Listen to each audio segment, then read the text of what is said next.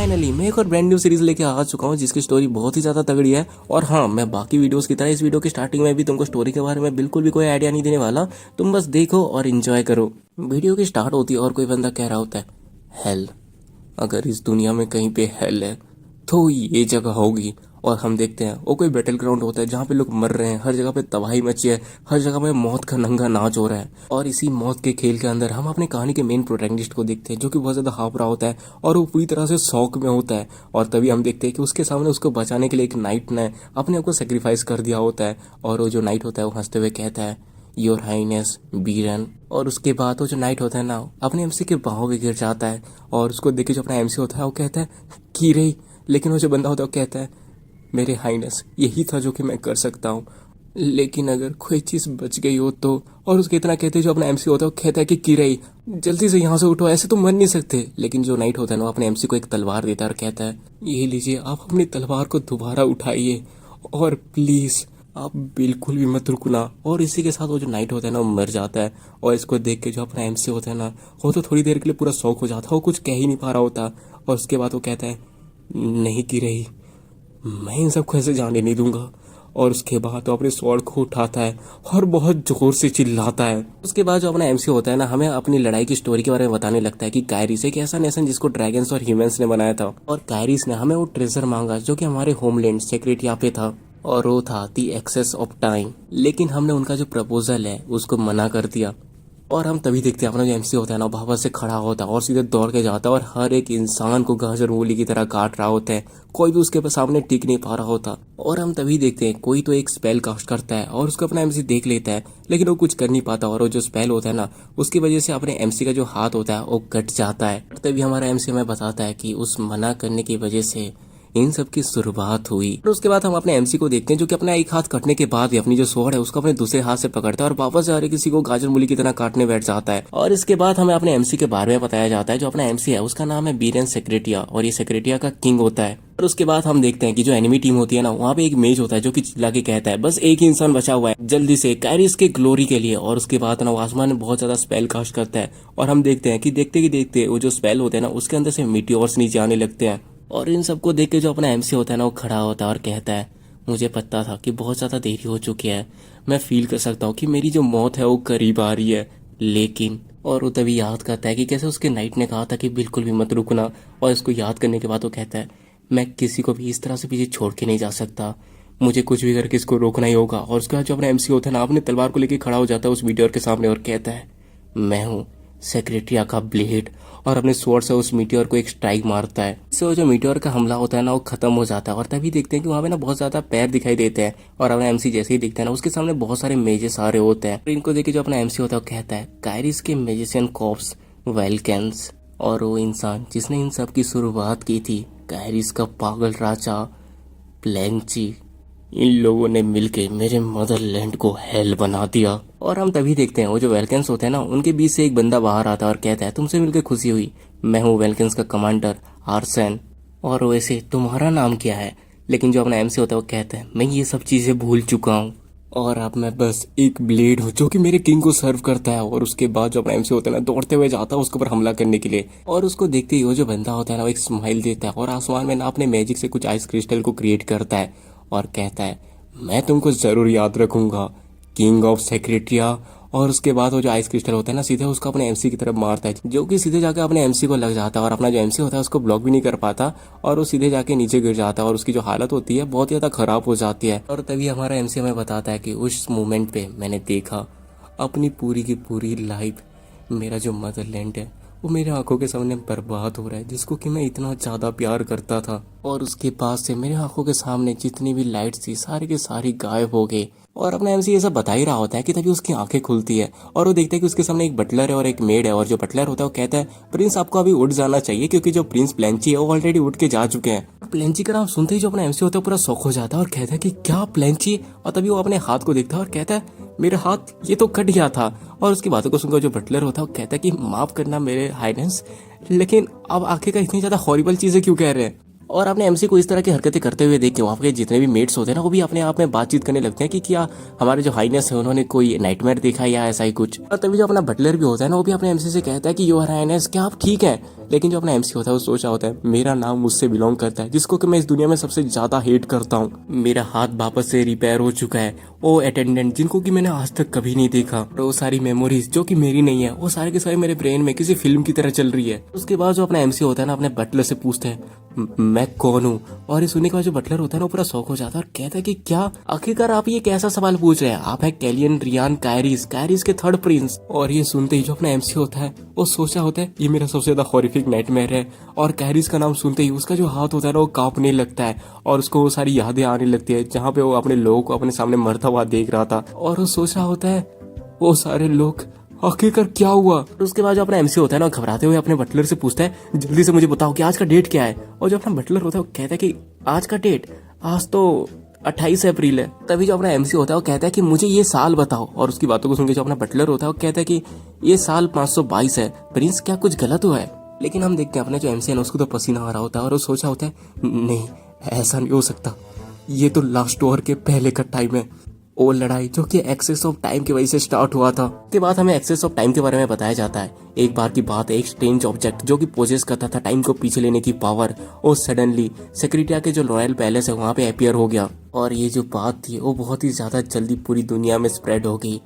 और कायरिस जो कि कॉन्टिनेंट का रूलर था उसको भी ये चीज चाहिए थी और उन्होंने हमारे साथ आके बातचीत के हमें मांगा, लेकिन हम लोगों ने उनका जो ऑफर है उसको रिजेक्ट कर दिया क्योंकि हम इस तरह के डेंजरियस ऑब्जेक्ट को किसी एनिमी नेशन को नहीं दे सकते थे। और उसके बाद उन लोगों ने वॉर चाहा, जैसे कि वो लोग इसका ही वेट कर रहे थे। उसके बाद हमें उस टाइम की एक झलक दिखाई जाती है जहाँ पे जो अपना एमसी होता है ना वो लड़ने के लिए जा रहा होता है, लेकिन उसका जो फादर होता है ना उसको रोक के कहता है कि जो भी अभी तक लड़ाई पे गया है वो हर कोई मर चुका है, अब हम तुमको भी नहीं खो सकते। लेकिन जो अपना एमसी होता है उसकी बातों को मानता नहीं और लड़ाई के लिए चला जाता है। और उसके बाद जो अपना एमसी होता है वो हमें बताता है उस दिन मैंने अपने खुद के मौत को खुद ही विटनेस किया था। ये सब याद करने के बाद जो अपना एमसी होता है वो कहता है कि रुको जरा, ऐसा नहीं हो सकता। और उसके बाद तो सीधे अपने बेड से उठ के जाने लगता है। और जो बटलर है ना वो भी उसको देख के कहता है कि प्रिंस आखिरकार आप कहाँ जा रहे हो, रुको जरा। लेकिन जो अपना एमसी होता है ना उसकी बातों को नहीं सुनता और वो सोचा होता है बाय एनी चांस ऐसा हो सकता है कि एक्सेस ऑफ टाइम का यूज करके टाइम को पीछे कर दिया हो। और उसके बाद वो अपनी खिड़की को खोलता है और बाहर देखते हुए कहता है क्या उन्होंने मुझे एक और चांस दिया है ये सब ठीक करने के लिए, ताकि मैं अपने जो मदरलैंड है सेक्रेटिया उसको खत्म होने से रोक सकूं। एमसी ये सब सोच ही रहा होता है कि तभी उसके पीछे अपना बटलर आता है और कहता है कि मेरे प्रिंस मैं समझ सकता हूँ कि आपके लिए बहुत ज्यादा मुश्किल है ब्रेकफास्ट गैदरिंग में पार्टिसिपेट करना, लेकिन हम इसको और ज्यादा डिले नहीं कर सकते। और अपना जो एमसी होता है उसकी बातों को सुन के कहता है कि ठीक है। उसके बाद जो अपना एमसी होता है ना एक स्माइल देता है और कहता है कि मुझे माफ कर देना कि मैंने तुमको वेट करवाया, मैं अभी जाके रेडी होके आता हूँ। और हम तभी अपने एमसी को देखते हैं जो कि सोचा होता है अगर ये किसी तरह की अपॉर्चुनिटी की तरह है तो मैं अपनी तरफ से पूरी कोशिश करूंगा कायरिस में एक अच्छा प्रिंस होकर सर्वाइव करने की। उसके बाद हमारा सीन कट होता है और हम देखते हैं अपना जो एमसी होता है और डाइनिंग हॉल की तरफ बढ़ रहा होता है। और तभी जो उसका जो बटलर होता है ना उसके पीछे से कहता है मैं उसे माफी मांगता हूँ योर हाइनेस, लेकिन हमें शायद थोड़ा जल्दी आना चाहिए था क्योंकि मैंने ये एक्सपेक्ट नहीं किया था कि जो प्रिंस रेंडल है वो यहाँ पे सबसे पहले आ जाएंगे। हमें पता चलता है इस डाइनिंग टेबल में जो पहले से बंदा बैठा होता है ना वो कायरिस का फर्स्ट प्रिंस होता है रेंडल। और हमें पता चलता है कि ये लोग 3 भाई होते हैं और जो राजा है उसकी 3 बीबियां हैं और इन 3 बीबियों से ये 3 बच्चे हैं और ये तीनों की तीनों हाफ ब्रदर्स हैं। और इन तीनों की जो ब्लड लाइन होती है ना वो होली स्टेट ऑफ टेंसिल से बिलोंग करती है। और किंग के ऑर्डर की वजह से ये तीनों के तीनों जो प्रिंस हैं वो सुबह के सुबह एक साथ ब्रेकफास्ट करने के लिए प्रिपेयर होते हैं। तभी जो अपना एमसी होता है ना वो हमें बताता है मेरे मेमोरीज के हिसाब से ये जो फर्स्ट प्रिंस है वो थर्ड प्रिंस को बिल्कुल भी भाव नहीं देता, उसको ऐसे इग्नोर मारता है जैसे कि वो एग्जिस्ट ही नहीं करता। लेकिन फिर भी जो अपना एमसी होता है ना वो फर्स्ट प्रिंस के पास जाके ना उससे माफी मांगता है क्योंकि वो देरी से आया है। लेकिन जो अपना फर्स्ट प्रिंस होता है ना वो उसकी तरफ देखता तक नहीं, कुछ भी नहीं कहता, वो अपना चुपचाप अपने चाय को पीने लगता है और उसको इग्नोर ही मारता है। उसके बाद जो अपना एमसी होता है ना वो जाके अपने चेयर पे बैठ जाता है और सोचा होता है मुझे बिलीव नहीं हो रहा कि इसने मुझे इस तरह से इग्नोर मारा जैसे कि मैं यहाँ पे हूँ ही नहीं, मुझे कितना ज्यादा बुरा फील हो रहा है। और क्या वो बस एक लौता सिबलिंग है जो अभी यहाँ पे नहीं है। और उसके इतना सोचने की देरी थी कि तभी वहाँ पे ना वहाँ का सेकंड प्रिंस आ जाता है और जो अनाउंसर होता है ना उसके अनाउंस करने से पहले ही वो आ जा रहा होता है और उसको देखे जो अनाउंसर होता है ना वो भी शौक होता है। लेकिन फिर भी वो अनाउंस कर देता है कि प्लेंची द सेकंड प्रिंस वो अभी अपने मील के लिए आ रहे हैं। जो अपना सेकंड प्रिंस होता है ना सीधे आता है और अपने एमसी के सामने वाले चेयर पे बैठ जाता है और उसको देखे जो अपना एमसी होता है पूरा शौक हो जाता है और सोचा होता है what the hell is that, ये बंदा। हम देखते हैं कि वो जो बंदा होता है ना सेकंड प्रिंस वो तो अपने शर्ट के बटने खोल के आया होता है जैसे कि साला अभी सो कर उठाओ, उसके अंदर बिल्कुल भी कोई मैनर नहीं होता। और उसको देख के अपना एमसी सोचा होता है अबे यार इस दुनिया में कोई ऐसा रॉयल फैमिली होगा जहाँ पे इस तरह का बंदा होगा, और क्या ये सच में वही पागल राजा प्लेंची है जिसको कि मैं जानता हूँ। और तभी हम देखते हैं कि उसको उसकी जो मेड होती है ना उसको चाय देती है और उसको देख के जो अपना एमसी होता है वो सोचा होता है अगर मैं इसके हालत को जज करूँ तो मुझे पागलपंत का कोई अलग ही लेवल रख रहा है इसका, ये तो साला अलग ही ब्रीड है। लेकिन तभी वो ना अपने फर्स्ट प्रिंस की तरफ देखता है और वो सोच रहा होता है, जहाँ तक मुझे याद है कि जो फर्स्ट प्रिंस है वो सेकंड प्रिंस के किसी भी काम पे अपनी टांग नहीं अड़ाता, क्योंकि यहाँ की जो करंट क्वीन है वो इसकी बायोलॉजिकल मदर है और यहाँ पे ऐसा कोई नहीं है जो कि उसकी बातों को ना माने और उसकी बातों को इनकार करे। ये सोचना है कितना ज्यादा फ्रस्ट्रेटिंग है कि मुझे इस तरह के प्लेस में सरवाइव करना है। तभी हम देखते हैं जो अपना सेकंड प्रिंस होता है ना अपने एमसी को चाय पीते हुए देखता है और कहता है कि कितने ज्यादा नासमझ हो। और ये सुनते ही जो अपना एमसी होता है ना वो रुक जाता है और तभी जो अपना सेकंड प्रिंस होता है ना उसकी तरफ बिना देखे कहता है, अपनी माँ को खाने के बाद भी तुम्हारे अंदर शर्म की एक बूंद ही नहीं बची है। और ये सुनने के बाद जो अपना एमसी होता है ना बहुत ही ज्यादा गुस्सा हो जाता है, लेकिन फिर भी अपने आप को संभालता है और वो सोचा होता है मुझे ये सब सहना होगा क्योंकि मैं वो जो लास्ट चांस है उसको वेस्ट नहीं कर सकता जो कि मुझे युंगनीम ने दिया है। लेकिन मुझे अपने अंदर ही अंदर अपने गले तक कोई चीज उभरता हुआ महसूस हो रहा है। प्लेंची रियून कैरिस वो बंदा है जिसने मेरे मदरलैंड के टुकड़े टुकड़े कर दिए और इसीलिए मैं चाहता हूँ कि मैं अभी के अभी इसका जो गला है उसके टुकड़े कर दूं। और उसके बाद वो सेकंड प्रिंस को घूरने लगता है और इस चीज को जो सेकंड प्रिंस होता है ना वो भी देख लेता है। और ये सब देखते ही जो अपना सेकंड प्रिंस होता है ना अपने चाय के कप को नीचे फेंक देता है और गुस्से से चिल्ला के कहता है, आखिरकार तुम्हारी हिम्मत कैसे हुई मेरी तरफ इस तरह से घूरने की। लेकिन तभी जो अपना फर्स्ट प्रिंस होता है ना अपने कप को नीचे पटकते हुए कहता है बहुत हो गया। और उसकी बातों को सुन के जो अपना सेकंड प्रिंस होता है ना वो चुप हो जाता है और उसके बाद गुस्से से अपने एमसी को घूरता है और देन वो अपने सर को खुजा के कहता है कि ठीक है मैं यहाँ से जा रहा हूँ। और उसके बाद वो वहाँ से निकल जाता है और कहता है मुझे इन घटिया ब्लड की कलर जैसे आंखों को देख और खाने की इच्छा नहीं हो रही। और तभी हम देखते हैं जो अपना फर्स्ट प्रिंस होता है ना वो भी खड़ा हो जाता है और इसको देख के जो अपना एमसी होता है ना वो भी थोड़ा शौक हो जाता है। और तभी जो अपना फर्स्ट प्रिंस होता है वो कहता है तुम्हें अपने बिहेवियर पर ध्यान रखना चाहिए और वैसे भी बहुत ही जल्दी हमारे जो किंग है उनका बर्थडे आने वाला है और क्या तुम ऐसे स्पेशल डे के करीब तुम कोई हंगामा खड़ा करना चाहते हो। और अपने फर्स्ट प्रिंस की बातों को सुनकर जो अपना एमसी होता है पूरी तरह से शौक हो जाता है और कहता है ये मुझे ये बता रहा है कि इन सब सिचुएशन का जो फॉल्ट है वो मेरे ऊपर है जबकि वो कमीना खुद यहाँ से उठ के निकल गया है। ये सब सोच के जो अपना एमसी होता है ना वो चुपचाप बैठा होता है और इसको देख के जो उसका बटलर होता है या होती है पता नहीं यार मुझे इसका जेंडर पता नहीं चल रहा, तुम्हें पता चल रहा है तो कमेंट में जरूर बताना। वो कहता है कि योर हाइनेस क्या आपको कहीं पे हर्ट हुआ है। और उसके बाद उसका जो बटलर या उसका जो सर्वेंट होता है वो उसके जूते को साफ करने लगता है और कहता है ऐसा एक भी दिन नहीं जाता जहाँ पे कुछ हुआ ना हो और प्लीज मुझे माफ कर दें मैं आपके जूते को साफ कर देता हूँ क्योंकि वहाँ पे जो चाय है उसके छींटे लग चुके हैं। और इसको देख के जो अपना एमसी होता है वो सोचा होता है एट लास्ट मेरे पास कोई लॉयल सर्वेंट तो है जो कि हमेशा मेरा ख्याल रखता है जैसे कि ये उसकी खुद की बॉडी हो। उसके बावजूद कि हर दिन मेरे साथ बहुत ही ज्यादा बुरा ट्रीट किया जाता है। और उसके बाद जो अपना एमसी होता है ना अपने हाथ उसके कंधे में रखता है और जैसे ही अपने एमसी को उसके कंधे में अपना हाथ रखा हुआ देखता है ना वो अपने सर को ऊपर उठाता है और तभी जो अपना एमसी होता है उसको कहता है थैंक्स कि तुमने मेरा ख्याल रखा। और अपने एमसी को देख के जो अपना बटलर होता है वो सोचा होता है नॉर्मली जो प्रिंस है वो हमेशा चुपचाप रहते हैं लेकिन आज वो स्माइल कर रहे हैं।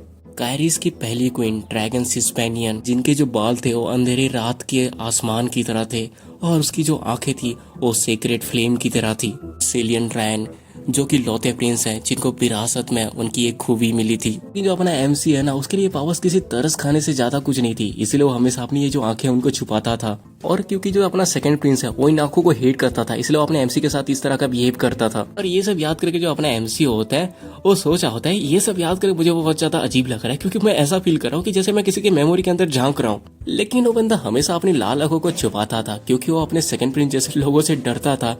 क्या ही बेवकूफ था।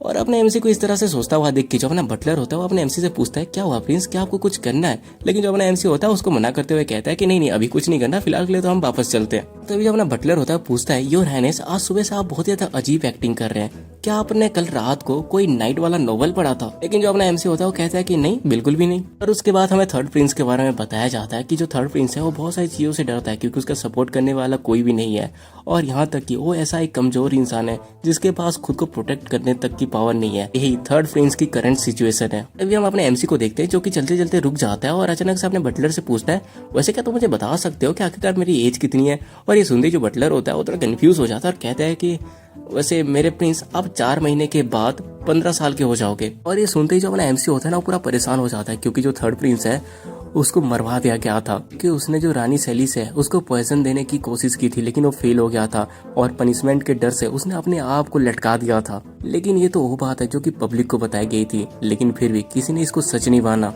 इसीलिए जल्दी ही मेरे लिए कोई ना कोई तो आने वाला है। उसके बाद हमारा सीन कट होता है और हम अपने एमसी के रूम में देखते हैं जहाँ पे उसका जो बटलर होता है वो कहता है कि योर हाइनेस प्लीज रुकिए धीरे चलिए। लेकिन जो अपना एमसी होता है वो तो सोच ही रहा होता है जो थर्ड प्रिंस है उसकी मौत खोने में बस 1 या 2 महीने ही बचे हुए हैं और मुझे अभी भी नहीं पता कि मेरी जो ओरिजिनल बॉडी है बीरेन की उसका क्या हुआ है, इसलिए मैं बस यहाँ पे रुक के वेट नहीं कर सकता। और उसके बाद जो अपना एमसी होता है ना अपने बटलर से कैंची मांगता है और जो बटलर होता है वो कहता है कि क्या कैंची, और उसके बाद ना वो अपने एमसी को कैंची ला के देता है। लेकिन मुझे ये नहीं पता चला यार एक कैंची को लाने के लिए भी तकिए में रख के देने की क्या जरूरत है यार, ऐसे कौन से अमीरों के चोचले होते हैं। उसके बाद अपने बटलर को देखते हैं जो कि अपने एमसी से पूछता है कि आखिरकार आप कैंची का क्या करेंगे, और जो अपना एमसी होता है वो उसको एक स्माइल देता है और अपने बालों के पास कैंची को लेके कहता है ज्यादा कुछ नहीं, बस कुछ चीजों को चेंज करना है। और उसके बाद वो अपने बालों को काट देता है और वो सोच रहा होता है अगर मेरा फ्यूचर ऑलरेडी फिक्स है तो मैं बस इसको चेंज कर दूंगा। एमसी को इस तरह से अपने बालों को काटता हुआ देख के वहाँ पे जितने भी सर्वेंट्स और उसका बटलर होता है ना वो सारे के सारे शौक हो जाते हैं। और जो बटलर कहता है योर हाइनेस आखिरकार आप ये क्या करना चाहते हैं, जो सेकंड प्रिंस है वो इस चीज को बहुत ही ज्यादा हेट करेंगे। उसकी बातों को सुनकर जो अपना एमसी होता है वो कहता है मैं हमेशा के लिए इस तरह इडियट बन के तो नहीं रह सकता ना, वो भी बस इसलिए कि वो कुछ चीजों को हेट करता है मेरे अंदर। उसके बाद जो अपना एमसी होता है ना अपने हेयर कटिंग खत्म करता है और कहता है अरे यार तुम चिंता मत करो, मैं ठीक रहूंगा और सारी की सारी चीजों का अच्छे से ख्याल रखूंगा। उसके बाद हमारा सीन कट होता है और हम अगले दिन का सीन देखते हैं जहाँ पे जो अपना सेकंड प्रिंस होता है ना वो आता है और कहता है क्या तुम पागल हो चुके हो। और हम देखते हैं जो अपना एमसी होता है वो तो भाई एक स्माइल दे रहा होता है और उसके पीछे जो बटलर होता है ना उसकी तो भाई हालत बहुत ज्यादा खराब हो रही होती है। वो सोचा होता है आपका मतलब ये था कि आप चीजों को अच्छे से संभाल लेंगे। हम तभी देखते हैं जो सेकंड प्रिंस होता है अपने चेयर पे बैठता है और कहता है हे ब्लडी आंखों वाले। और तभी जो अपना एमसी होता है वो कहता है कैलियन, मेरा नाम कैलियन है भाई प्लेंची। की बातों को सुन के जो अपना प्लेंची होता है ना सेकंड प्रिंस वो हंसते हुए कहता है कि हाँ मुझे शायद वही कहना चाहिए। और उसका तो गुस्से से अपने बगल में जो चाकू होता है ना उसको उठा के सीधे अपने एमसी की तरफ फेंक देता है। और हम देखते हैं ये सब देख वहाँ के जितने मेड होते हैं पूरी तरह से शौक हो जाते हैं और हमें पता चलता है वो जो चाकू है ना वो अपने एमसी की तरफ नहीं बल्कि उसके बटलर की तरफ जा रहा है। और जो अपना एमसी होता है उसको देख ही लेता है और जैसे ही वो चाकू बटलर को लगने ही वाला होता है कि जो अपना एमसी होता है ना उसको अपने हाथ से पकड़ लेता है। तो देखिए जो बटलर होता है वो चिल्ला के कहता है योर हाइनेस आपके हाथों में कट लग गया और ये घाव तो बहुत ही ज्यादा गहरा है। तो जो सेकंड प्रिंस होता है वो कहता है अरे यार सॉरी माफ कर देना मेरा हाथ फिसल गया था, क्या मेरे कैलियन को चोट लग गई। जो अपना एमसी होता है ना वो एक स्माइल देता है और सीधे जाता है और जो अपना सेकंड प्रिंस है ना उसके बगल में उसका चाकू रख देता है और कहता है कि अरे नहीं बड़े भाई मैं तो पूरी तरह से ठीक हूँ। अपने एमसी को इस तरह से बात करता हुआ देखे जो सेकंड प्रिंस होता है ना वो भी सोचने पड़ जाता है कि कल तो साला ये मेरी बातों को सुन के पैंट में मुद्दा था, आज इसको क्या हो गया। लेकिन जो अपना एमसी होता है वो तो मुस्कुराते हुए वहां से चला जाता है। और उसके बाद हमारा सीन कट होता है और हम देखते हैं अपना जो एमसी होता है ना वो अपने हाथ को फर्स्ट एड कर रहा होता है। और जो अपना बटलर होता है वो कहता है कि योर हाइनेस हमें साथ अपने हीलर को बुलाना चाहिए। लेकिन जो अपना एमसी होता है वो कहता है कि अरे नहीं ये बस एक छोटा सा कट है। लेकिन जो बटलर होता है वो कहता है लेकिन जो अपना एमसी होता है उसकी बातों को काट के कहता है यन आखिरकार तुमने उस टाइम पे डॉज क्यों नहीं किया, तुम्हें अच्छी तरह से पता था कि वो अटैक तुम्हारे लिए था, अगर मैं ब्लॉक ना करता तो तुम्हारा क्या होता। तुम्हें इस तरह के अटैक्स को डॉज करना आना चाहिए। लेकिन उसकी बातों को सुनकर जो अपना बटलर होता है वो कहता है लेकिन अगर मैं उसको डॉज कर लेता तो वो लोग आपको हार्म करने के लिए इसको भी एक तरह से एक्सक्यूज की तरह ले लेते। तो उसकी बातों को सुन के जो अपना एमसी होता है वो एक स्माइल देता है और वहां से उठ के जाने लगता है और कहता है इन सब के लिए थैंक्स। और हाँ मेरा जो ब्लीड है वो भी हो रहा है और मेरा जो हार्ट है वो बहुत ही ज्यादा तेजी से धड़क रहा है, इसलिए मैं अपने फेस को धो लेता हूँ ताकि मैं थोड़ा शांत हो जाऊँ। लेकिन जो बटलर होता है कहता है कि नहीं मुझे आपकी मदद करने दीजिए। लेकिन जो अपना एमसी होता है वो कहता है कि देखो मुझे ये सब अकेला करना है और हाँ मेरे जाने के बाद तुम किसी हीलर को मत बुला लेना। अपना जो बटलर होता है वो कहता है कि ठीक है हाइनेस। और अपने एमसी के जाने के बाद वो रोते हुए कह रहा होता है आखिर मैं किसी हीलर को क्यों नहीं बुला सकता। हम तभी अपने एमसी को देखते हैं जो कि सोचा होता है कुछ टाइम पहले मैं सेकंड प्रिंस के अटैक को रोकने के लिए अपने ओरा का यूज करने वाला था, लेकिन अचानक से मुझे अपने दिल के अंदर सडन पेन का एहसास हुआ। मुझे शायद उस सिचुएशन को दोबारा से दोहराना चाहिए और थर्ड प्रिंस की जो बॉडी की कंडीशन है उसको अच्छी तरह से कंफर्म करना चाहिए। उसके बाद जो अपना एमसी होता है ना वापस से अपने ओरा का यूज करने लगता है और वापस से उसके हार्ट में ना दर्द होने लगता है और उसको देख के कहता है आखिरकार ये फीलिंग कौन सी है। लेकिन तभी वो देखता है कि उसके हार्ट के पास ना 3 माना सर्कल बने हुए हैं और इसको देखते जो अपना एमसी होता है ना पूरा शॉक हो जाता है और कहता है थर्ड प्रिंस एक मजिशियन था। तो उसके बाद हमारा सीन कट होता है और हमें कुछ दिनों के बाद का सीन दिखाया जाता है जहाँ पे अपने एमसी को कोई कह रहा होता है 3 दिन जा चुके हैं। पता चलता है ये अपने एमसी का बटलर है जो कि कुछ ज्यादा ही ओवर रिएक्ट कर रहा होता है, पैनिक करते हुए कह रहा होता है 3 दिन जा चुके हैं लेकिन आपकी इंजरी पूरी तरह से सेम ही है, बिल्कुल भी कुछ फर्क ही नहीं पड़ा। लेकिन जो अपना एमसी होता है वो कहता है अरे मैंने बोला ना मैं सही हूँ। इस तरह से इन लोगों का बकवास चल ही रहा होता है कि वहाँ पे ना एक और टकला आता है और कहता है कि योर हाइनेस सारी जो प्रिपरेशन थी वो कम्प्लीट हो चुकी है। हमें पता चलता है ये अपना रॉयल दर्जी आई मीन टेलर और उसका नाम होता है सतीन स्लेग और ये अपने आप को इंट्रोड्यूस कर ही रहा होता है कि तभी वो कुछ देख के पूरा शौक हो जाता है। और तभी जो अपना एमसी होता है वो पूछता है कि क्या हुआ। लेकिन जो अपना वो टेलर होता है वो कहता है कि मुझे माफ कर देना मैं माफी मांगता हूँ लेकिन मेरा मतलब फ्रिया और इतना कह ही रहा होता है कि जो अपने एमसी के बटलर होते हैं ना उसको चिल्ला के रोक देती है। लेकिन अपना जो एमसी होता है ना वो समझ जाता है कि ये उसके बाल काटने की वजह से हो रहा है और वो सोचा होता है साला मैं ये अजीबो गरीब रिएक्शन देख देख के थक चुका हूँ, कभी तो कुछ नया लाओ यार। उसके बाद हमें थर्ड प्रिंस के बारे में कुछ और बातें बताए जाते हैं जैसे कि जो थर्ड प्रिंस था उसने बहुत टाइम तो सफर किया था बिकॉज वो अपनी मम्मी की तरह दिखता था जिससे कि वो आज तक कभी नहीं मिला। इस वजह से उसने अपने शकल को हेट करना चालू कर दिया, वो भी इस पॉइंट तक कि उसने अपने कमरे से सारे शीशे ही हटा दिए। तभी हम अपने एमसी को देखते हैं जो कि बुढ़ाओ से कहता है अरे कोई बात नहीं यार, मुझे पता है कि मैं फ्रिया की तरह दिखता हूँ, लेकिन उससे क्या, तुम्हें जो करना जल्दी से करो। और जो टेलर होता है वो कहता है कि ठीक है, पहले मुझे आपके मेजरमेंट लेने दो। जो वो टकलू होता है ना, अपने एमसी के मेजरमेंट लेने लगता है, लेकिन लेते लेते उसको ज्ञान फैलने लगता है कि आपको थोड़ा और खाना चाहिए, मैं बहुत ज्यादा परेशान हूँ कि आप कितने ज्यादा छोटे हो। लेकिन जो अपना एमसी होता है वो कहता है कि अरे यार अपना काम करो ना, मैं अच्छे से खाना खा रहा हूँ। उसके बाद देखते हैं जो अपना एमसी होता है ना, अपने आप को मिरर में देखता है कि भाई हाँ, वो सच में बहुत ज्यादा दुबला पतला हो चुका है। और उसके बाद वो बताता है कि कायरिस की जो रॉयल फैमिली है वो ड्रैगन्स के डिसेंडेंट है, और इनमें से 2 ऐसे थे जो कि 8 हीरो के साथ मिलके इविल गॉड को सील किया था, और उन दोनों ने बाद में जाके शादी कर ली थी। और इनके पास जो पावर थी वो थी पावर ऑफ हीलिंग और एबिलिटी ऑफ मैजिक। अगर मैं तुमको दूसरे शब्दों में कहूँ तो ये थर्ड प्रिंस है, उसकी इंजरी को बहुत पहले ही ठीक होना चाहिए था, लेकिन ये अभी तक नहीं हुई है। और जब भी मैं अपने माना का यूज करता हूँ तब मैं अपने हार्ट पे पेन महसूस करता हूँ। और साला ये कितना ज्यादा बेकार है, इस तरह से तो मैं अपने मैजिक और ऑरा का बिल्कुल भी यूज नहीं कर पाऊंगा। अरे हाँ, जब भी एसेसियन आएगा उस टाइम में तो मैं पक्का मर जाऊंगा, करने के लिए मेरे पास कुछ नहीं बचेगा। क्या यहाँ पे कोई ऐसा बंदा है जिसको माना के बारे में कुछ ज्यादा ही नॉलेज हो? और हमें एमसी ये सब सोच ही रहा होता है कि तभी वो जो टकला होता है वो बात कर रहा होता है कि मैंने हाइनेस के लिए कपड़े प्रिपेयर कर दिए हैं जो कि वो किंग के बर्थडे में पहनेंगे। और ये सुनते ही अपने एमसी को सडनली हिट करता है और कहता है कि हाँ, किंग का बर्थडे, इसमें वो बंदा जरूर आएगा, ग्रेट मैजिशियन एलन मानासिल, मुझे उससे कुछ भी करके मिलने की जरूरत है। उसके बाद हमें एलन मानासिल के बारे में बताया जाता है कि वो उन 3-4 लोगों में से एक है जिसको कि 7th सर्कल मैजिशियन कहा जाता है, और वो हर एक मैजिशियन का आइडियल है। और पास्ट में उसको किंग के बर्थडे पे इनवाइट किया गया था, जिससे उसने कायरिस पे विजिट किया था। और कहानियां ये कहती हैं कि वो आया तो था, लेकिन किसी रीजन की वजह से जो गार्ड्स थे उन्होंने उसको गेट के अंदर आने नहीं दिया और बाहर से ही भगा दिया। और उसके बाद वो बहुत सारे नेशंस में गया, और उसी टाइम पे वो मेरे नेशन पे भी आया था और उसने सारी चीजें बताई। और उसके बाद 10 साल के बाद वो एक 8 सर्कल मेज बन गया, क्योंकि पूरे के पूरे कॉन्टिनेंट में बस एक ही था, और उन्होंने अपने जो एबिलिटी है उसको प्रूव किया। और जब बात माना के नॉलेज के बारे में आती है तो उनसे बेहतर और कोई भी नहीं है। शायद तो मेरी बॉडी प्रॉब्लम का कोई सॉल्यूशन दे पाए। और मुझे ये भी नहीं पता कि आखिरकार वो सर्टेन इंसिडेंट था क्या, लेकिन जो कायरिस है वो मैजिशियन को इतना कुछ अच्छा ट्रीट नहीं करता, इसलिए मैं सोच रहा हूँ कि क्या वो मेरी रिक्वेस्ट को मानेंगे या नहीं। और ये सब जो चीज़ें हैं ये बस अपने सेकंड प्रिंस की मदर फैमिली बेरिस फैमिली की वजह से हुआ है, उनके इन्फ्लुएंस की वजह से यहाँ के जितने भी नाइट्स हैं वो मैजिशियन के मैजिक के ऊपर इतना ज़्यादा भरोसा नहीं करते। लेकिन अगर मैं इलन को अपने साइड में कर सकूँ तो प्लेंची जो वॉर करने वाला है मैं उसको रोकने में कामयाब हो सकता हूँ। लेकिन उससे पहले मुझे कुछ भी करके इन सब से डील करना पड़ेगा। और हम देखते हैं ना, ये लोग जितने भी होते हैं ना वो सारे के सारे अपने एमसी के कपड़े सिलेक्ट कर रहे होते हैं, और मुझे ये समझ नहीं आ रहा कि साला इस टकले ने आगे का कौन सा गांजा फूका जो अपने एमसी को पिंक कलर की फ्रॉक पहनाना चाहता है। इन सबको देख के जो अपना एमसी भी होता है ना वो भी कहता है आगे का तुम ये क्या कर रहे हो, और तुमने ये सोच भी कैसे लिया कि मैं ये चीज पहन के जाने वाला हूँ। उसके बाद हमारा सीन कट होता है और हमें कुछ दिनों के बाद का सीन दिखाया जाता है जहाँ पे अपना एमसी बैठ कर आराम से चाय की चुस्की मार रहा होता है और वो सोच रहा होता है मुझे धीरे धीरे जिंदगी की आदत लग चुकी है, और मेरा जो हाथ है वो भी पूरी तरह से हील हो चुका है। और पता नहीं क्यों, लेकिन जो सेकंड प्रिंस प्लेंची है वो मुझे अच्छा खासा इग्नोर मार रहा है, और शायद ये मेरे लिए ही बेहतर है। और अपने एमसी ये सब सोच ही रहा होता है कि तभी उसके पास उसका बटलर आता है और उसको बताता है कि आज सुबह उसको हॉर्स राइडिंग के लेसन लेने जाना है और आज रात को उसको क्वीन के साथ डिनर करना है। और जब अपना एमसी उसको पूछता है तो जो बटलर होता है वो कहता है शायद ये किंग के बर्थडे की वजह से है। ये सब सुन के जो अपना एमसी होता है ना वो भी थोड़ी देर तक सोच में पड़ जाता है, और उसके बाद वो वहाँ से ना कहीं पे जाने के लिए निकलता है। और उसको देख के जो उसका बटलर होता है वो कहता है योर हाइनेस, क्या आप आज भी अपने स्टेमिना की ट्रेनिंग के लिए जा रहे हैं? और जो अपना एमसी होता है वो कहता है भले ही ये स्टेमिना ट्रेनिंग है, लेकिन मुझे क्या ही करना है, पैलेस के सामने जो लेक है उसके चारों तरफ दौड़ना ही तो है, और तुम बिल्कुल भी चिंता मत करो, आखिरकार मेरा यहाँ पे क्या ही हो जाएगा। और उसके बाद हमारा सीन कट होता है और हम अपने एमसी को दौड़ते हुए देखते हैं, और हमें पता चलता है कि अपने एमसी हालत कुछ ज़्यादा ही खराब हो चुकी है। और वो सोचा होता है अरे यार मैं तो ज़्यादा यहाँ पे मरने वाला हूँ। बेचारा बहुत ज़्यादा थक चुका होता है, और तभी उसके पीछे से ना एक लड़की योर हाइनेस कह के चिल्लाते हुए उसके पास आती है। हमें पता चलता है इसका नाम होता है मैरीली फ्लैट, जिसको कि मैं मैरी कहूँगा तो तुम समझ जाना। तो ये जो थर्ड प्रिंस है ना उसकी मेड है, और ये एक्सटर्नल डिफेंस कमांडर की सेकंड डॉटर है। और तभी जो अपनी मेरी होती है ना अपने एमसी से कहती है जो पहला दिन था उस दिन आपने बस 4.5 राउंड्स मारे थे, तीसरे दिन आपने बस 4 ही राउंड्स मारे, और आज तो आपने बस 3 ही राउंड्स मारे हैं। और हम इधर अपने एमसी को देखते हैं जिसकी हालत चूसे हुए आम जैसी हो चुकी होती है, क्योंकि जो थर्ड प्रिंस की बॉडी है ना वो कुछ ज़्यादा ही कमजोर है। और वो भी सोचा होता है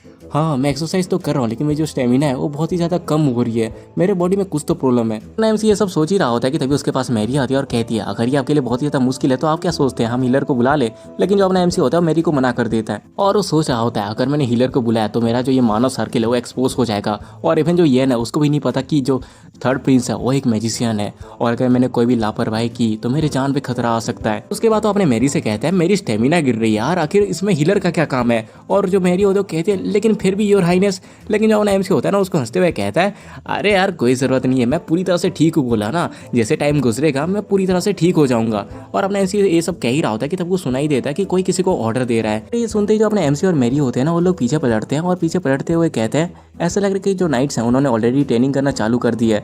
और हम देखते हैं कि वहाँ पे बहुत सारे जो नाइट्स होते हैं ना एक दूसरे के साथ फाइट करके ट्रेनिंग कर रहे होते हैं। उनका जो कमांडर होता है ना उनको चिल्ला का ऑर्डर दे रहा होता है और उनको ट्रेनिंग करवा रहा होता है। और इन सबको देखने के लिए अपने एमसी और जो मैरी होते हैं ना वो उनके पास आते हैं और ऊपर से उनको देखने लगते हैं। और जो अपना एमसी होता है उनको देख के सोच रहा होता है इसने मुझे अपने पुराने दिनों की याद दिला दी।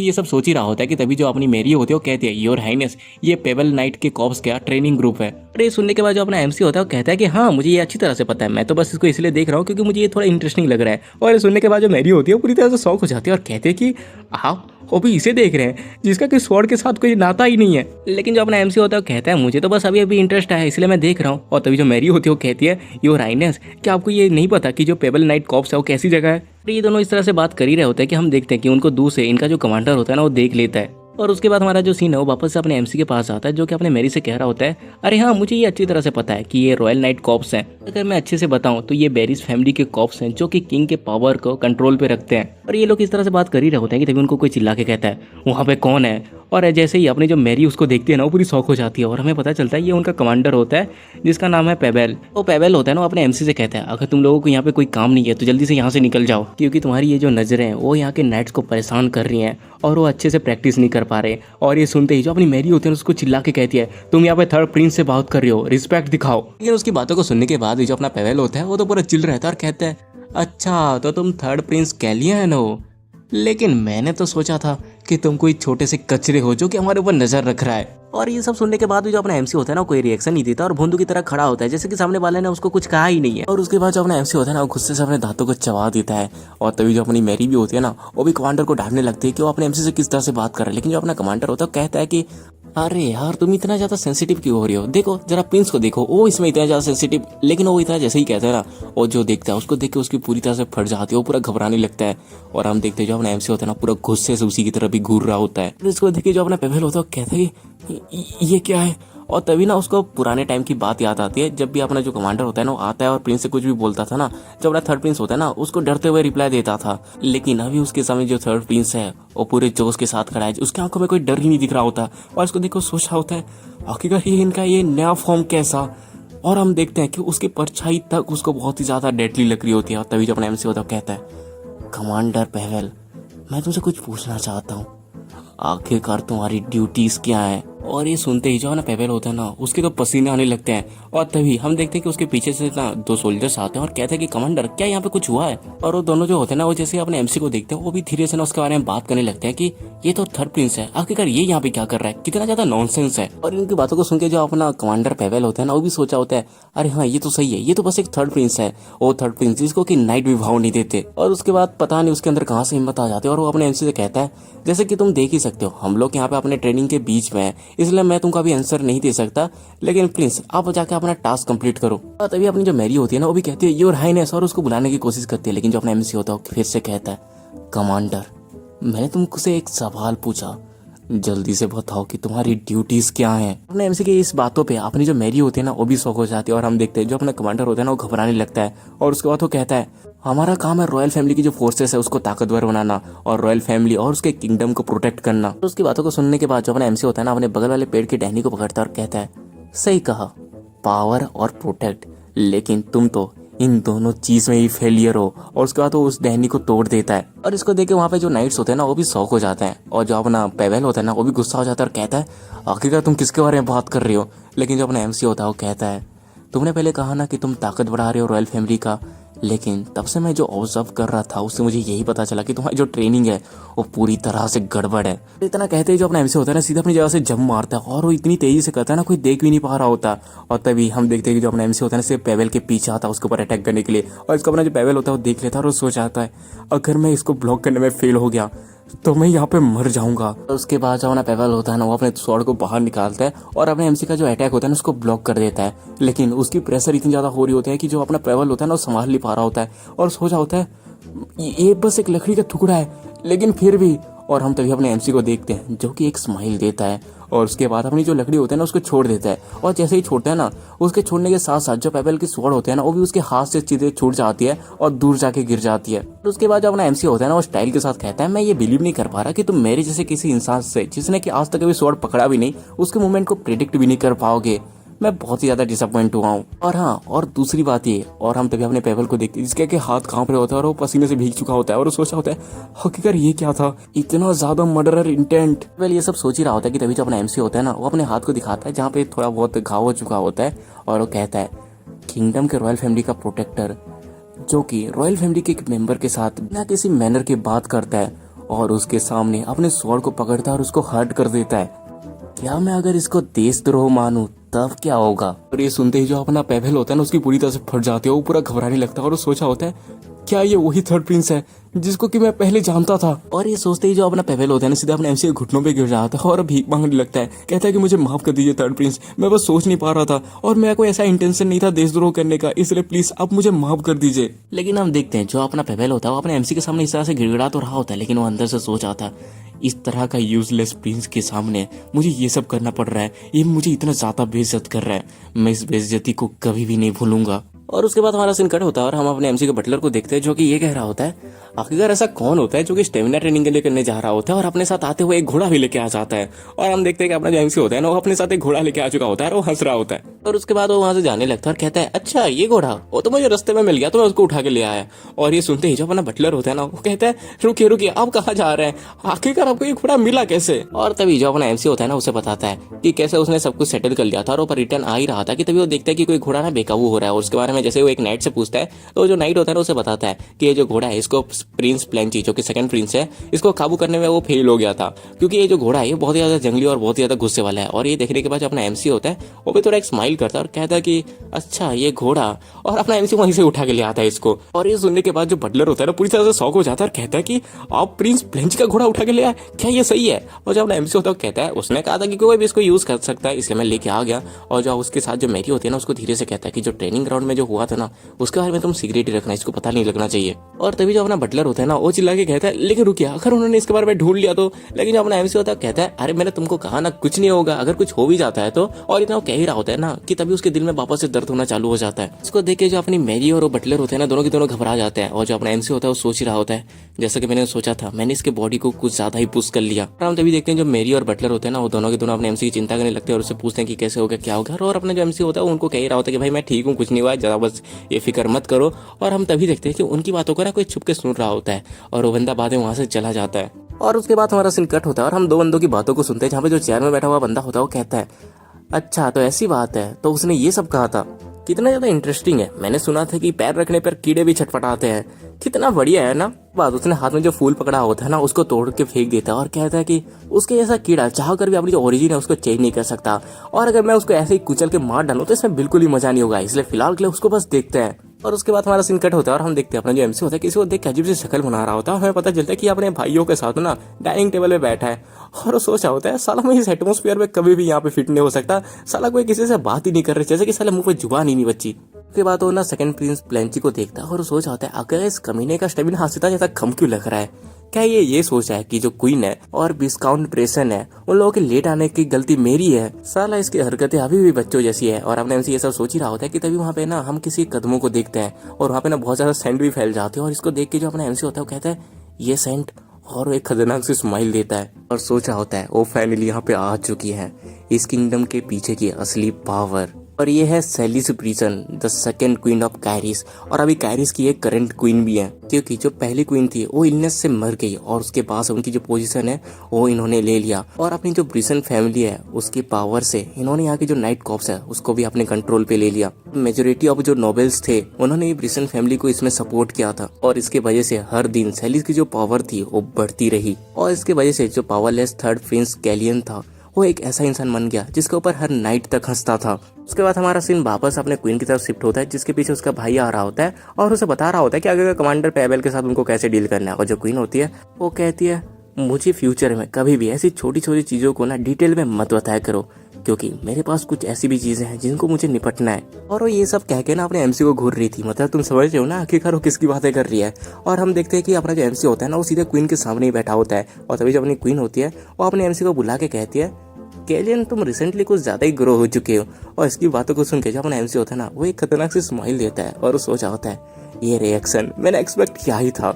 और उसके बाद वो कहता है वेल मैं इतना भी ज्यादा ग्रो नहीं हुआ, लेकिन हाँ मैं फ्यूचर में और ज्यादा जरूर ग्रो होऊंगा। और ये सुनने के बाद जो उसके दोनों भाई होते हैं ना वो लोग भी शौक होकर इसको देख रहे होते हैं। और उसके साथ साथ जो क्वीन होती है ना वो भी उसको शौक होते हुए देख रही होती है। लेकिन तभी जो क्वीन का भाई होता है ना हंसते हुए कहता है, अरे हाँ बिल्कुल बिल्कुल तुम तो और भी ज्यादा ग्रो हो गए और मैं तो ऑलमोस्ट तुमको पहचान ही नहीं पा रहा था।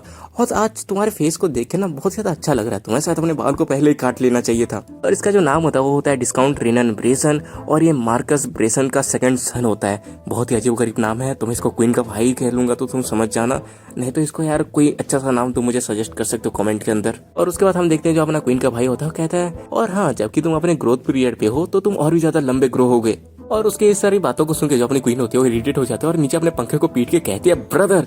और जो अपना उसका भाई होता है वो कहता है, अरे अरे हाँ हाँ हाँ हाँ ठीक है, अरे जल्दी से खाना लाओ यार मुझे बहुत ज्यादा भूख लगी है। क्योंकि वो अपना जो क्वीन है ना उसको ज्यादा गुस्सा नहीं करवाना चाहता था, इसलिए आज वो गरीब एक्टिंग कर रहा था। और इसको देख के जो अपना एमसी होता है ना वो भी अजीब सी शक्ल बनाता है। सोच रहा होता है ऐसा लग रहा है कि प्रेसन फैमिली का जो ओनर है उसका साबुन कुछ ज्यादा ही स्लो है। जैसे रीमर्स से सुना था बिल्कुल वैसा ही है, कितना ज्यादा अजीब है। लेकिन तभी हम अपने क्वीन को देखते हैं जो कि अपने बेटे की तरफ देखती है और वो कहती है, प्लेंची आखिरकार तुमने मुझे पहले क्यों नहीं बताया। और जो अपना प्लेंची होता है वो कहता है कि किस बारे में। तभी जो क्वीन होती है वो कहती है तुम्हारे घोड़े के बारे में, कि आखिरकार वो तुम्हें फॉलो क्यों नहीं कर रहा। तो ये सुनते ही जो अपना प्लेंची होता है ना उसकी तरफ देखता है लेकिन उसकी बातों को इग्नोर कर देता है और कहता है कि हाँ हाँ ठीक है। और तभी जो अपनी क्वीन होती है वो कहती है तुम्हारे लिए अच्छा होता है तुम मुझे इसके बारे में पहले ही बता देते। लेकिन जो अपना प्लेंची होता है वो कहता है आपको इसके बारे में ऑलरेडी पता था क्यों। और ये सब कह के जो अपना सेकंड प्रिंस होता है ना वो गुस्सा हो रहा होता है। और तभी वो क्वीन से कहता है वैसे भी ये जो घोड़ा था वो यूजलेस था और मेरे साथ रहना डिजर्व नहीं करता था। और उसके बाद वो वहाँ से जाने लगता है और कहता है कि चलो मैं यहाँ पे पहले चलता हूँ।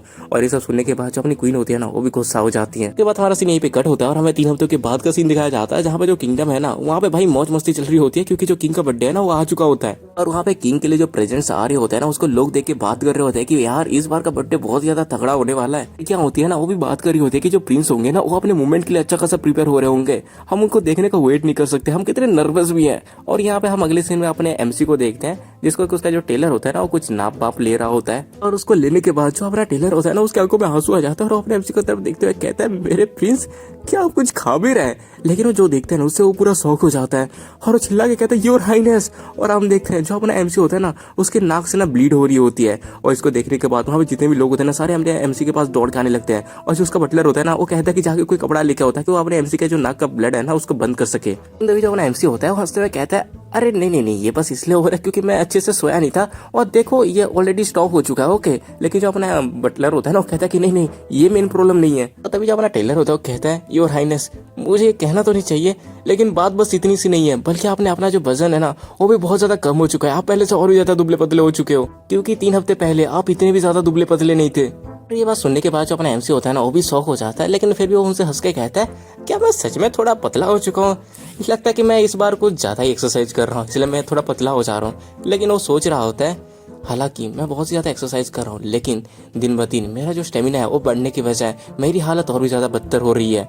और पता नहीं क्यों जब भी मैं माना का यूज करता हूँ मुझे उसी जगह पे बार बार दर्द हो रहा है। ऐसा लग रहा है कि मेरे हार्ट के साथ कुछ ना कुछ प्रॉब्लम तो है। ना एमसी ये सब सोच ही रहा होता है कि तभी जो टेलर होता है ना वो कहता है कि ये कोई ऐसी बात नहीं जिसको आप इतनी ज्यादा लाइटली बोल सकते हैं, आखिरकार आपने ट्रीटमेंट लिया कि नहीं लिया। लेकिन जो अपना एमसी होता है हंसते हुए कहता है अरे यार ये बस नॉर्मल सी नोज ब्लीडिंग तो है, इसके लिए ट्रीटमेंट की क्या जरूरत। अपना जो टेलर होता है कहता है लेकिन बस ये नॉर्मल सी नोज ब्लीडिंग नहीं है। लेकिन जो अपना एमसी होता है ना उसके बाद वो काट के कहता है अरे यार मैं ठीक हूँ ज्यादा चिंता मत करो। लोग ये सब बकवास चली रही होती है कि तभी वहाँ पे उसका बटलर आता है जो कि अलग ही गांजा फूक के आता है और वो कहता है मुझे पता है ये इसीलिए हो रहा है क्योंकि कल आप अपने नाक में उंगली डाल रहे थे। और इस सुनने के बाद जो अपना एमसी होता है वो तो भी पूरा शौक हो जाता है। और जो बटलर होता है वो कहता है कि देखो मुझे पता है कि इस तरह की पर्सनल हॉबी सबके सामने बोलना मतलब बहुत ही ज्यादा डिफिकल्ट होता है लेकिन। और हम देखते हैं इसकी बातों को सुनकर जो अपना एमसी और ये बाकी सब लोग होते हैं ना अलग ही रिएक्शन दे रहे होते हैं। और जो मेड होता है ना वो भी बातचीत कर रहे होते हैं कि भाई प्रिंस की इस तरह की पर्सनल हॉबी भी है। और तभी वो जो बटलर होता है कहता है मैंने तुमको कहा ना जो प्रिंस है अच्छे से खाना खा रहे हैं और अच्छे से एक्सरसाइज भी कर रहे हैं तो शायद ये उनकी हॉबी की वजह से ये सब हो रहा है। और इसकी बातों को सुनकर जो अपना टेलर होता है कहता है अगर आप कह रहे हैं तो फिर मैं मान लेता हूँ कि आप हमसे ज्यादा प्रिंस को अच्छी तरह से जानते हैं। और हम तभी अपने एमसी को देखते हैं जिसके नोज ब्लीडिंग से हालत खराब हो ना हो, लेकिन अपने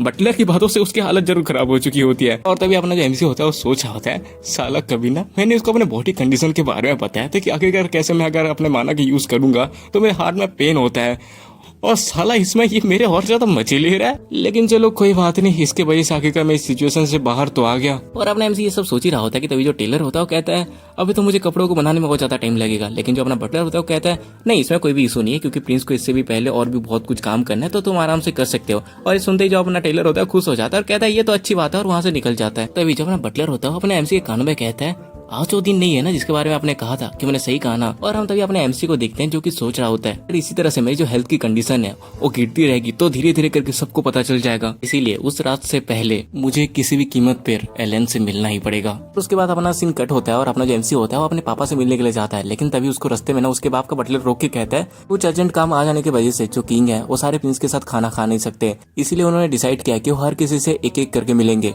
और ये सुनते ही जो अपना एमसी होता है वो थोड़ा शौक हो जाता है और सोच रहा होता है, क्या उनके पास एक साथ मिलने का टाइम नहीं है और उसके बजाय वो एक एक करके मिलना चाहते हैं। अगर हम एक साथ मिल जाते तो क्या यहाँ पे ज्यादा आसानी नहीं होती। मैंने कभी भी एक प्राइवेट मीटिंग को एक्सपेक्ट नहीं किया था और मैं थोड़ा नर्वस भी हूँ। उसके बाद जो अपना एमसी होता है ना वो किंग के कमरे में चला जाता है, जहाँ पे जो किंग होता है वो तो कोई जमीन जायदाद के पेपर या जो भी है वो कुछ पढ़ रहा होता है, शायद तो उसके बीवी का तलाक होगा, हमें क्या पता है, ज्यादा पर्सनल नहीं घुसना। लेकिन हमें पता चलता है इसका नाम है रोमन ली रून कैरिस, जो कि कैरिस का किंग है। और अपना जो एमसी होता है उसके पास जाके उसको ग्रीट करता है, मतलब अपने बाप को ग्रीट करता है। लेकिन वो देखता है कि उसके बाप का कोई रिएक्शन ही नहीं आ रहा और इसको देख के पूरा शौक हो जाता है और वो सोचा होता है, वो मुझे इग्नोर मार रहे हैं। मुझे पता है कि जो कैरिस है वहाँ पे मुझे बहुत ही ज्यादा इग्नोर मारा जाता है, लेकिन खुद का बाप ही मुझे इग्नोर मार रहा है, ये कितना ज्यादा रूड है। एमसी ये सब सोच ही रहा होता है कि तभी उसका जो बाप होता है उसको आके बैठने को कहता है। जो अपना एमसी होता है बैठते हुए ना उसको उसके 38 बर्थडे के लिए कॉन्ग्रेचुलेशन कहता है। और जो अपना उसका बाप होता है कहता है कि हाँ और तुम बताओ तुम कैसे हो। उसके बाद उसका जो बाप होता है ना अपने एमसी की तरफ देखता है और देख के कहता है कि तुम अच्छे लग रहे हो। और ये सुनते ही जो अपना एमसी होता है ना पूरी तरह से शौक हो जाता है, क्योंकि जो बाकी लोग हैं वो हर कोई कह रहा है कि जो अपना एमसी है वो बहुत ज्यादा दुबला पतला हो चुका है, बीमार लग रहा है, उसको चेकअप की जरूरत है। लेकिन उसका खुद का बाप उसको देख के कह रहा है कि तुम अच्छे लग रहे हो, और ये बात उसको कुछ हजम नहीं होती। इसको देख के जो अपना एमसी होता है वो सोच रहा होता है, अब मुझे समझ में आया कि ये आखिरकार एक एक करके बात क्यों करना चाहते हैं। अगर ये एक साथ बात करते तो इनको बातचीत में ज्यादा फोकस करना पड़ता, लेकिन अगर ये एक एक करके बात करेंगे तो इनको ज्यादा कुछ ध्यान देने की जरूरत नहीं पड़ेगी और ये बहुत ही ज्यादा आसान हो जाएगा।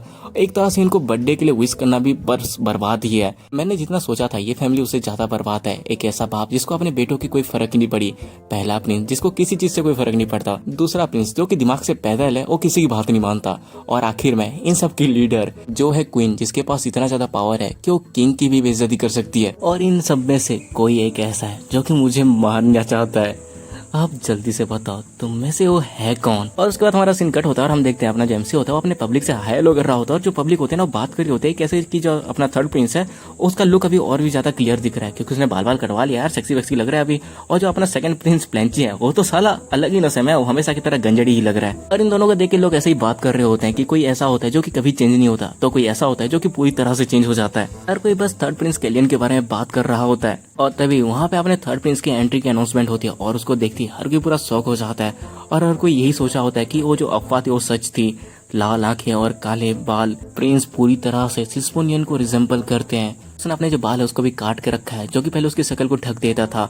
और उसने इवन एक रेड कलर का ब्रोच भी पहना है, जो कि क्लियरली डिक्लेयर कर रहा है कि वो और अभी छुप के नहीं रहेगा। और हम तभी देखते हैं अपना जो बटलर होता है वो अपने एमसी के कानों पे कहता है, प्रिंस आखिरकार हर कोई आपको ऐसे देख क्यों रहा है। और हम देखते हैं कि सच में हर कोई बस अपने एमसी को ही देख रहा होता है। और इसको देख के जो अपना बटलर होता है उसको तो लग रहा होता है कि ये अपने एमसी का आउटफिट की वजह से हो रहा है। और वो अपने एमसी से कहता है, ऐसा लगा है मेरे प्रिंस कि हर कोई आपके बस आउटफिट को ही देख रहा है। जैसा कि मैंने सोचा था आप इस आउटफिट में बहुत ही ज्यादा ग्रेट लग रहे हैं। अगर यहाँ पे टेलर होता तो वो देख के ये सब बहुत ही ज्यादा खुश होता। और उसकी बातों को सुन के जो अपना एमसी होता है वो कहता है, ये लोग ये देख के इतना शौक में है कि आखिरकार थर्ड प्रिंस जैसा कोई आदमी अपने पास एक जेम पहन के कैसे आ गया। और तुम्हें पता भी है कि मुझे उस बंदे को रोकने में कितनी ज्यादा मेहनत लगी है। और यहाँ पे अपना जो एमसी है ना उस बंदे की बात मतलब टेलर की बात कर रहा होता है। उसके बाद जो अपना एमसी होता है वो कहता है, वैसे भी मैं बहुत ज्यादा खुश हूँ कि मैं उसको रोक पाया, नहीं तो साला वो आदमी पता नहीं मेरे ऊपर और क्या क्या पहना था, मैं तो उससे और भी ज्यादा जोकर लगता। लेकिन जो अपना बटलर होता है वो कहता है, लेकिन आप इसमें भी बहुत ही ज्यादा अच्छे लग रहे हो। और उसके बाद जो अपना एमसी होता है कहता है, अगर सोचा जाए तो येन, तुमने कहा था कि तुम्हारी जो फैमिली है वो भी कैरिस में है, राइट। और जो अपना येन होता है मतलब उसका बटलर, वो कहता है कि हाँ मैं देख सकता हूँ कि आपको इसके बारे में याद है।